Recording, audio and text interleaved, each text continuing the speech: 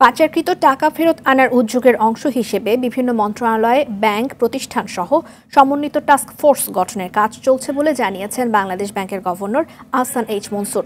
বিকেলে বাংলাদেশ ব্যাংকের সংবাদ সম্মেলনে এসব জানান তিনি। গভর্নর আরও বলেন, ভবিষ্যতের জন্য পাচার রোধে নজরদারি বাড়ানো হবে। এছাড়া কোনো প্রতিষ্ঠানের অ্যাকাউন্ট ফ্রিজ করা হয়নি জানিয়ে আহসান এইচ মনসুর জানিয়েছেন, গ্রাহকদের আস্থা ফেরানোর কাজ চলছে। দেউলিয়ার পথে 10 ব্যাংক দ্রুত সময় ঘুরে দাঁড়ানোর আশাবাদ জানিয়ে গ্রাহকদের আতঙ্কের কিছু নেই বলেও জানান বাংলাদেশ ব্যাংকের গভর্নর। এবং তাদের ক্যাশ ফ্লো পজিশনকে আমরা অ্যাসেস করছি।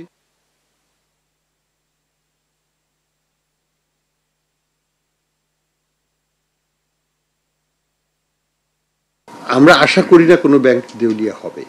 আমরা কাস্টমারের স্বার্থ রক্ষা করব। এই ব্যাংকগুলোকে আমরা ঘুরিয়ে দাঁড়াতে সাহায্য করব এবং ইনশাল্লাহ ওগুলো ঘুরে দাঁড়াবে। কাস্টমার আলটিমেটলি ক্ষতিগ্রস্ত হবে না। তারপরেও কাস্টমারের তো আস্থা তো দিতে হবে। যদি আমরা 95% পরিবারকে বলি তোমাদের টাকা নিরাপদ, তোমরা নিবে না, তাহলে তো আমার একটা চাপ কমে যাচ্ছে ব্যাংকের উপর থেকে।